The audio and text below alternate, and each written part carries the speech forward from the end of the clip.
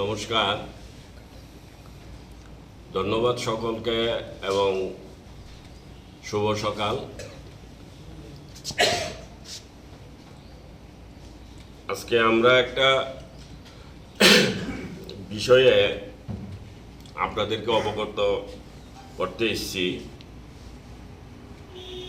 যে আমরা আগামী 22শে মার্চ শুক্রবার আস্তাবল ময়দানে আমরা রাষ্ট্রীয় সনাতনী সেবা সংঘের উদ্যোগে একটা মহা ধর্মসভার আয়োজন করেছি।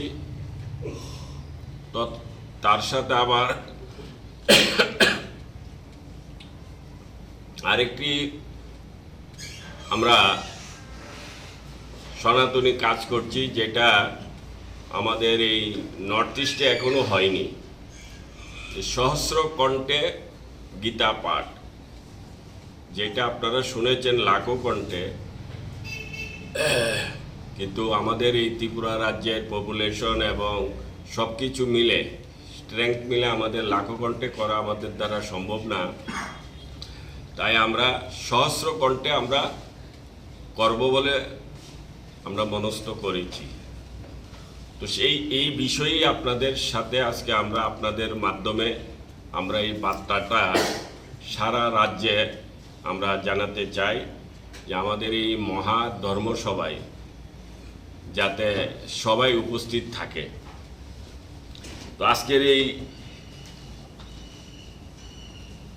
মহত্বপূর্ণে আমার এই সাংবাদিক সম্মেলনে আমার সাথে উপস্থিত আছে আমাদের জগন্নাথ বাড়ির ত্রিদণ্ডী ভিক্ষু ভক্তিকমল বৈষ্ণব মহারাজজি আমার সাথে উপস্থিত আছে,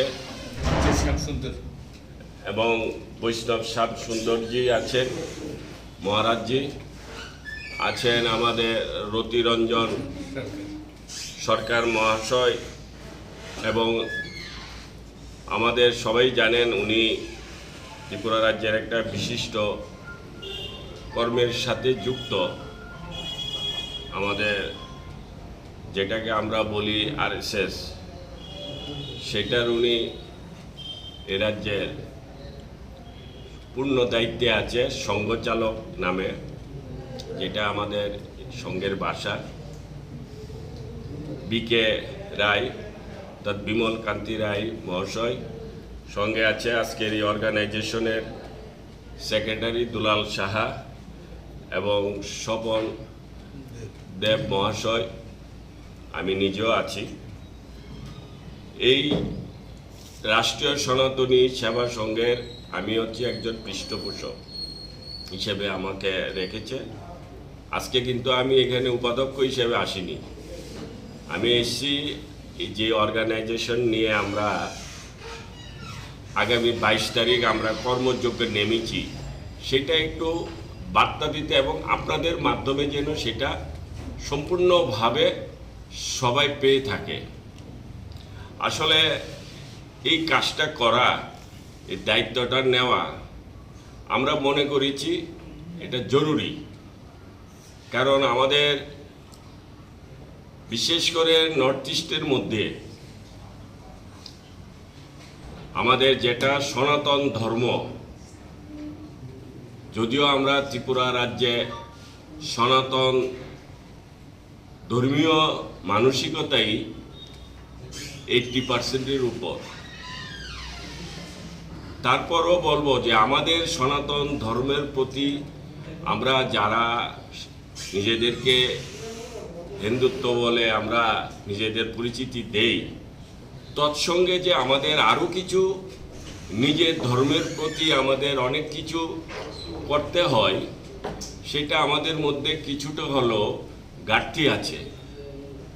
তো আমরা চাই, অর্থাৎ এই সংগঠন চাই যে আমরা বেশি করে যেন আমরা ধর্মের প্রতি দায়িত্বশীল হই, পাশাপাশি আমাদের এই সনাতন ধর্মকে আমরা বেশিভাবে আমরা প্রচার এবং প্রসার, এবং আমরা সেটাও জানি এই সনাতন ধর্ম বিশ্বের মধ্যে শ্রেষ্ঠ ধর্ম এবং আদি ধর্ম, এবং তার উপর কোনো ধর্মই নেই। এটা আমাদের ভাষণ নয়, এটা বিশ্বের বড় বড় সায়েন্টিস্ট যারা আছে ওনারাও এই ধর্মকে নিয়ে রিসার্চ করে, চর্চা করে, অন্য কোনো ধর্মকে নিয়ে ওনারা কোনো চিন্তিত নয়। তো বর্তমান আমাদের ভারতবর্ষের যে নতুন প্রজন্মরা আছে, আমরা চাই তাদেরকে আমাদের এই বিরাট বিশাল, যেটাকে নিয়ে সারা বিশ্ব এই ধর্মকে নিয়ে অনেক কিছু চর্চা করে, কিন্তু আমাদের যে প্রজন্মরা তারা কিন্তু ধর্ম থেকে দিনের পর দিন তাদের যে একটা